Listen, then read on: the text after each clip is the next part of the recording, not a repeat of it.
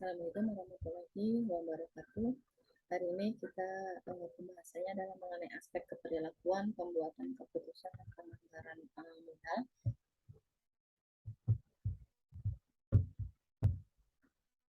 Oke, di sini ada definisi pembuatan keputusan, di mana pembuatan keputusan ini diartikan sebagai proses memilih dari berbagai alternatif tindakan yang mempengaruhi masa depan untuk mencapai tujuan.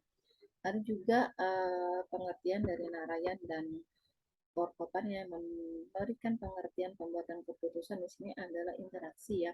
Interaksi antara masalah yang perlu dipecahkan dan seseorang yang ingin menyelesaikannya dalam lingkungan tertentu. Ya. Di dalam organisasi, pengambilan keputusan ini biasanya diartikan sebagai proses memilih di antara berbagai alternatif tindakan ya yang berdampak di masa depan. Seperti banyak aktivitas sosial lainnya, misalnya proses pembuatan keputusan dapat dijabarkan dalam berbagai langkah-langkah ya atau langkah-langkah dalam pembuatan keputusan adalah sebagai berikut. Yang pertama adalah mengenali dan mendefinisikan masalah atau peluang. Nah, di langkah ini dapat berupa respon terhadap suatu kejadian yang problematis yang berupa ancaman, terus atau berupa ancaman atau peluang. Nah, untuk mengenali dan mendefinisikan masalah atau peluang ini, para pengambil keputusan membutuhkan satu informasi. Ya, informasi mengenai apa? Mengenai lingkungan, mengenai keuangan, mengenai kegiatan operasional perusahaan. Nah, informasi terkait kondisi lingkungan eksternal juga nantinya akan dibutuhkan. Ya, lingkungan eksternal ini akan mengungkapkan adanya peluang, misalkan peluang atau produk atau pasar baru atau malah menjadi ancaman ya bagi perusahaan yang bersangkutan. Nah, lalu informasi keuangan dan kegiatan operasional perusahaan dapat mengingatkan manajemen terhadap masalah yang memerlukan tindakan segera, ya. Yang nantinya perilaku ini dipengaruhi atau apa, proses mengenali dan mendefinisikan ini akan dipengaruhi oleh faktor pendidikan, pengalaman, watak, terus karakter, serta faktor-faktor perilaku lainnya dari pengambil keputusan dapat menentukan nih apakah masalah tersebut ini akan dianggap penting atau tidak bagi perusahaan. Terus peluangnya bagaimana? Terus menginisiasi proses pengambilan keputusannya itu bagaimana? Ya. Terus yang kedua adalah mencari jalan alternatif dan menghitung konsekuensi dari setiap alternatif. Nah, ketika definisi atas suatu masalah atau peluang ini telah selesai, maka pencarian tindakan alternatif dan kuantifikasi di sini atau konsekuensinya akan dimulai. Di tahap inilah ya nanti sebanyak mungkin alternatif yang praktis ini diidentifikasi dan dievaluasi. Pencarian alternatif tersebut nanti seringkali dimulai dengan melihat persamaan masalah yang terjadi di masa lalu dan tindakan yang dipilih pada waktu itu. Ya. Nah, jika tindakan yang dipilih itu nantinya berhasil, maka kemungkinan tindakan tersebut yang akan diambil dan diulangi. Ya. Terus memilih alternatif yang memuaskan. Tahap yang paling penting dalam proses pengambilan keputusan adalah memilih satu dari beberapa alternatifnya. Walaupun tahapan ini tampaknya rasional, tetapi keputusan akhir seringkali nantinya berdasarkan pada pertimbangan-pertimbangan tertentu. Misal, ada pertimbangan politik dan psikologis dibandingkan dengan fakta-fakta ekonomi. Ya. Biasanya manajer ini membuat pilihan final ya mungkin aja menghadapi atau dihadapkan oleh beberapa alternatif pemecahan masalah yang masing-masing alternatif di sini mempunyai kelebihan atau kekurangan ya. Nah, disinilah manajer harus berperan aktif ya. Terus selanjutnya implementasi dan pengawasan.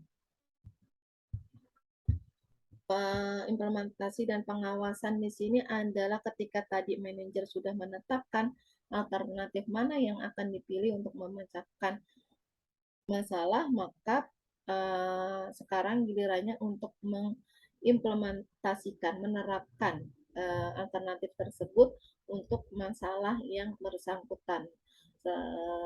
Setelah diterapkan, maka perlu adanya satu kontrol atau pengawasan dari manajer agar pemecahan masalah tersebut itu bisa berjalan dengan lancar. Ketika ada hambatan bisa langsung dipecahkan atau dicari jalan keluarnya gitu ya.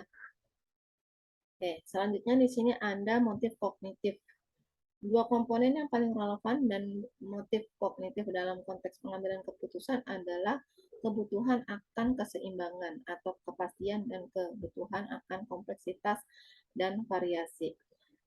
Motif kognitif ini atau motif kesadaran ini menjadi sangat penting ya dalam proses pengambilan keputusan karena merupakan sumber dari proses berpikir ya, sumber dari proses berpikir yang nantinya ini ada dua konteks pengambilan keputusan. Yang dua ini kebutuhan akan keseimbangan dan kompleksitas dari variasi. Nah, motif kompleksitas di sini menimbulkan keinginan nih terhadap suatu stimulus atau rangsangan dan eksplorasi serta mengaktifkan pikiran sadar dan bawah sadar untuk apa? Untuk memperoleh data baru dari ingatan atau lingkungan. Nah, untuk kemudian nanti data tersebut menyeimbangkan dan mengaturnya dengan sejumlah motif ya. Terus selanjutnya, nah di sini ada jenis-jenis proses model. Motif yang berada di belakang keputusan ini tadinya kan bersifat kompleks ya. Nah, di sini ada 3 model utama pengambilan keputusan berusaha untuk menentukan motif dari seorang pengambil keputusan dalam satu organisasi. Yang pertama ada motif ekonomi. Nah, menurut motif ekonomi ini mereka mengasumsikan bahwa seluruh kegiatan dan keputusan manusia adalah rasional sempurna dan bahwa dalam suatu organisasi ada konsistensi nih di antara berbagai motif dan tujuan. Nah, terdapat asumsi bahwa semua alternatif yang mungkin diketahui dan bahwa probabilitasnya ini terkait dengan alternatif-alternatif tersebut dapat dihitung dengan pasti. Nantinya keputusan itu tidak bergantung pada preferensi pribadi dan melainkan didikte oleh tujuan organisasi yang konsisten. Ya. Lalu yang kedua ada model sosial. Nah, model sosial ini adalah kebalikan dari ekonomi yang ekstrim. Ya, model sosial ini mengasumsikan bahwa manusia ini pada kenyataannya adalah irasional dan keputusan yang dihasilkan didasarkan pada interaksi sosial manusia itu sendiri. Nah, dalam hal ini nantinya terasa bahwa tekanan dan harapan rekan kerja di perusahaan yang bersangkutan merupakan kekuatan utama yang memotivasi. Ya, pada sisi yang berlawanan dengan model rasional ekonomi adalah model yang digambarkan secara psikologis. Ya, jadi di dalam model sosial ini faktor psikologisnya lebih bermain ya. Terus selanjutnya ada model kepuasan Simon. Nah, model ini lebih berguna dan lebih praktis. Model kepuasan Simon ini didasarkan pada konsep Simon tentang manusia administratif, di mana manusia ini dipandang sebagai makhluk yang rasional. Karena apa? Karena mereka memiliki kemampuan untuk berpikir, untuk mengolah informasi, membuat pilihan, dan mereka ini manusia itu punya kemauan untuk belajar ya, akan tetapi terbatas terbatas pada batasan rasional mereka ya. Nah, menurut model kepuasan Simon ini, manusia dibatasi oleh kemampuan mereka nih untuk memproses informasi secara berurutan. Manusia ini tidak pernah memiliki informasi penuh dan memiliki kemampuan yang terbatas untuk mengelola data dalam jumlah besar. Maka dari itu, sikap manusia dalam kondisi ini adalah perilaku yang berusaha memuaskan dan bukan untuk melakukan optimalisasi. Ya, ini di sini orang itu atau manusia dianggap masalah orang ini menganggap masalah telah selesai saat solusi yang layak dan dapat diterima itu ditemukan, gitu ya. Terus selanjutnya pembuatan keputusan organisasi. Yang pertama adalah perusahaan sebagai unit pengambilan keputusan. Perusahaan sebagai unit pengambilan keputusan di sini artinya adalah bahwa perusahaan ini dibentuk ya, atau disusun atau dipimpin oleh manajer-manajer yang memang sudah disiapkan untuk mengambil keputusan atas masalah-masalah yang akan terjadi atau masalah-masalah yang telah terjadi, gitu kan. Nah, nantinya si manajer tersebut akan terlatih ya untuk mengambil keputusan secara mandiri atas masalah-masalah yang dihadapi di dalam perusahaan. Terus ada manusia pembuat keputusan organisasi. Nah, di sini manusia pembuat keputusan organisasi yang tadinya perusahaan, yang pertama perusahaan sebagai unit pengambilan keputusan, yang kedua adalah manusia sebagai pembuat keputusan organisasi. Karena apa? Tadi di dalam perusahaan itu penggeraknya adalah manusia ya. Jadi manusianya siapa? Yaitu si manajer tadi, pemimpinnya. Ya, mereka berusaha untuk membuat keputusan atas organisasi, atas masalah-masalah yang dihadapi oleh organisasi yang bersangkutan. Terus yang selanjutnya adalah kekuatan dan kelemahan individu sebagai pembuat keputusan. Dan di sini terkadang ada pihak-pihak ya yang mempunyai kekuatan penuh untuk pembuatan keputusan. Yang biasanya itu adalah tingkat level yang tinggi ya.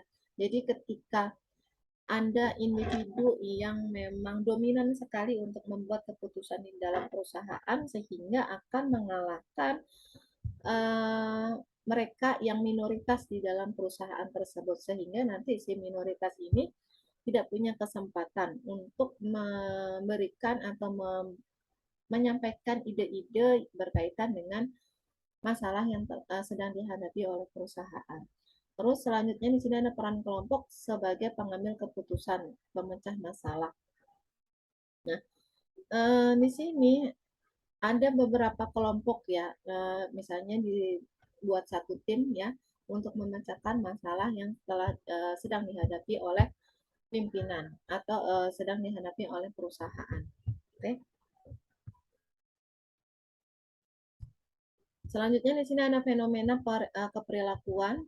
Yang pertama ada fenomena pemikiran kelompok, menggambarkan tekanan yang dirasakan oleh seorang anggota grup yang memiliki perbedaan pendapat tetapi tidak dapat menyampaikan dalam diskusi. Nah, ini adalah fenomena atau kejadian-kejadian yang sering terjadi di dalam perusahaan ya. Tadi seperti saya jelaskan, ada pihak yang dominan dan yang minoritas. Ketika yang minoritas itu berada dalam satu meeting atau pertemuan, ketika ada perbedaan pendapat dengan mereka ya, atau bahkan bersumber dari kaum dominan tadi atau mayoritas tadi, mereka tidak berani atau merasa takut gitu ya untuk menyampaikan ide-idenya atau menyampaikan pendapat mereka dalam satu forum atau pertemuan.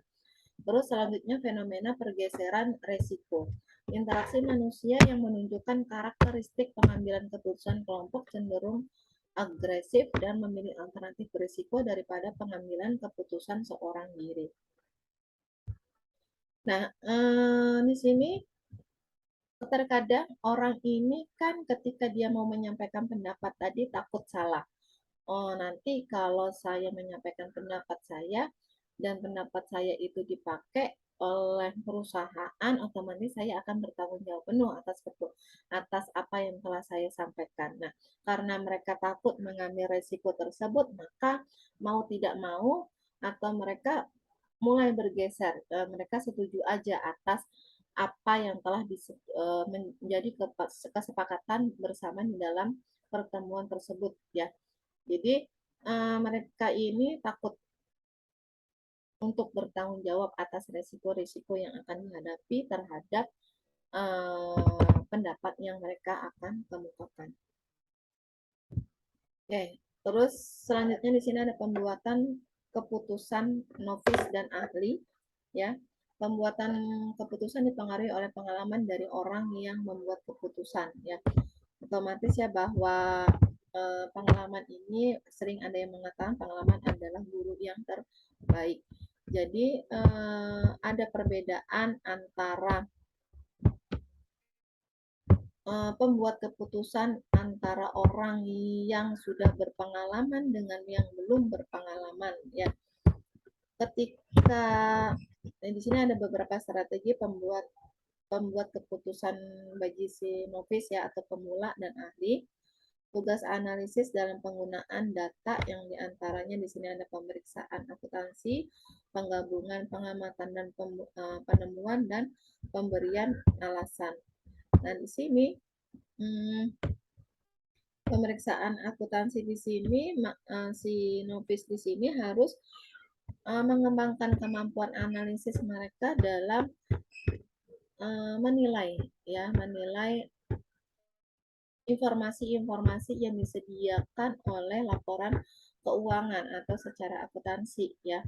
Terus yang kedua penggabungan pengamatan dan penemuan. Nah, mereka setelah menganalisis pasti ada hal-hal yang diamati, ada yang ditemui ya atau merupakan temuan bagi seseorang tersebut dalam pembuatan pembuatan keputusan ya.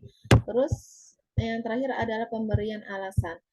Nah, pemberian alasan di sini adalah nanti harus dikemukakan gini alasannya apa mengambil keputusan tersebut gitu. Terus nanti dampak apa yang dihadapi oleh dampak apa yang ditemui ketika keputusan tersebut diambil gitu ya. Oke.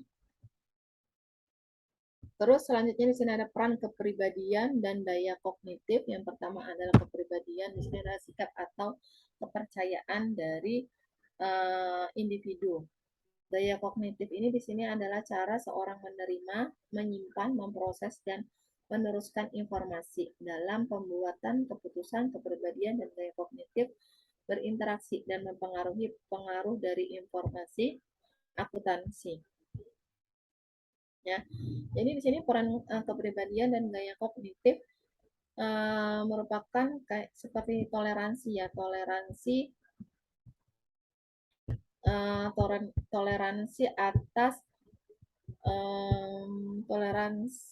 atas ambigu ya.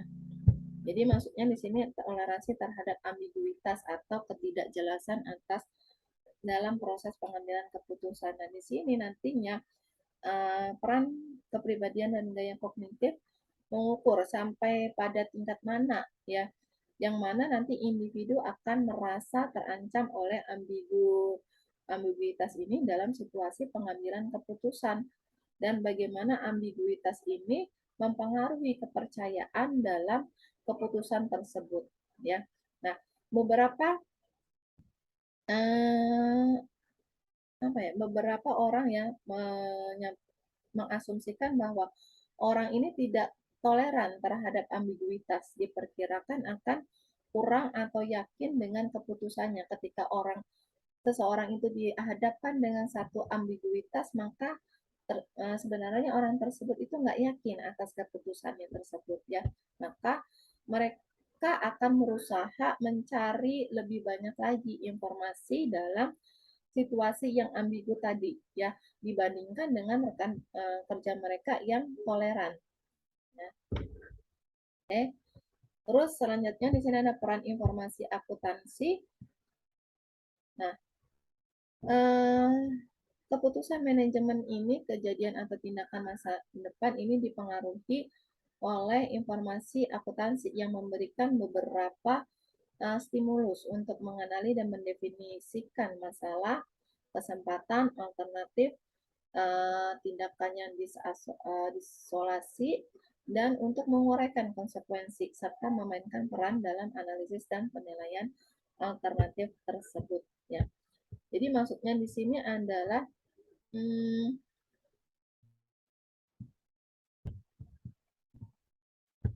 maksud dari peran informasi di sini adalah bahwa keputusan manajemen ini nanti akan mempengaruhi kejadian atau tindakan di masa depan. Nah, keputusan tersebut ini nantinya dapat mempengaruhi hanya satu peristiwa masa depan atau mempengaruhi semua kejadian atau tindakan setelah keputusan itu dibuat. Nah, tidak ada kejadian atau tindakan yang dapat dirubah oleh keputusannya ketika kejadian atau tindakan tersebut itu telah selesai. Nah, informasi akuntansi di sini fokus pada peristiwa di masa yang lalu, ya, tidak dengan sendirinya dapat mengubah kejadian atau dampaknya, kecuali jika hal itu dilakukan melalui proses pengambilan keputusan yang mana nanti kejadian masa depan ini beserta konsekuensinya ditentukan. Jadi di sini informasi akuntansi berperan untuk memberikan informasi di masa yang lalu untuk membuat keputusan di masa yang akan datang, ya. Nah, oleh karena itu pengambilan keputusan dan informasi mengenai hasil kinerja akuntansi fokusnya adalah pada waktu yang berbeda, ya. Mungkin itu hanya dikaitkan oleh sejumlah fakta bahwa proses pengambilan keputusan menggunakan data akuntansi tertentu yang dimodifikasi, ya, yang dimodifikasi selain uh, menggunakan informasi, ya, misalkan informasi yang non keuangan. Oke. Nah, selanjutnya di sini ada penganggaran modal, ya.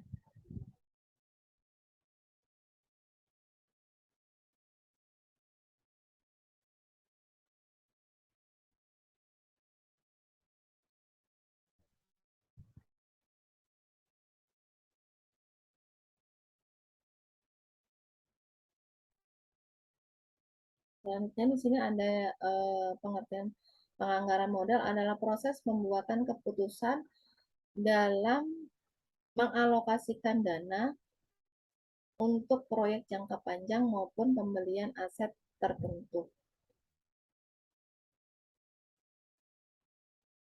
Nah, terus selanjutnya masalah dalam mengidentifikasi proyek yang potensial. Nah, faktor-faktor keperilakuan di sini adalah bagaimana sih mereka ini, ya, mengidentifikasi proyek-proyek yang potensial bagi perusahaan, ya. Terus masalah-masalah di sini adalah masalah mengidentifikasi proyek potensial ini adalah menjadi penting untuk diperhatikan, ya, bahwa selalu terdapat minat yang besar dalam mengevaluasi keberhasilan proyek yang dipilih, tetapi proyek yang dikorbankan pasti ada proyek yang dikorbankan ya kalau ketika kita akan memilih proyek yang akan diambil atau yang potensial bagi perusahaan. Baik karena tidak adanya identifikasi maupun seleksi nanti tidak pernah dipertimbangkan selanjutnya. Terus selanjutnya ada masalah prediksi. Nah, memproyeksikan kemulusan atau kesesuaian dari aktivitas individual maupun kelompok ya nantinya aktivitas untuk setiap periode misalkan selama 5 tahun atau sampai 20 tahun nanti ya adalah tindakan yang berbahaya. Kenapa? Karena sudah diketahui secara umum ya bahwa orang-orang belajar dengan berlalunya waktu ketika mereka mengoperasikan suatu prosedur tertentu. Terus selanjutnya adalah masalah pengukuran kinerja. Masalah pengukuran kinerja di sini karena jarang ya terdapat hubungan satu banding atau antara manajer satu dengan manajer yang lainnya. Manajer individual di sini akan mengambil alih dari proyek-proyek dari pendahulu mereka ya. Nah, di sini yang diukur di sini adalah bagaimana sih proyek tersebut di sini dinilai kinerjanya. Atau misalkan bagaimana sih manajer ini menangani satu proyek tertentu. Apakah kinerjanya itu memuaskan atau tidak ketika proyek tersebut berhasil ditangani oleh satu manajer, maka manajer tersebut nantinya akan dinilai baik oleh satu perusahaan. Ya. Terus selanjutnya ada masalah identifikasi diri terhadap sebuah proyek. Nah, manajer puncak atau top manager di sini sebaiknya harus menyadari ya bahwa proses mencoba untuk membuat proyek yang buruk terlihat menjadi bagus ya dapat menyiksa bahwa manajer yang terbaik sekalipun. Nah, sebaiknya terdapat harus ada mekanisme yang elegan atau yang bagus untuk apa? Untuk menyelamatkan proyek sebelum manajer yang sebenarnya sangat bagus meninggalkan perusahaan itu atau bertindak secara disfungsional untuk menghindari keharusan untuk mengakui bahwa satu proyek yang mereka usulkan itu tidak berhasil.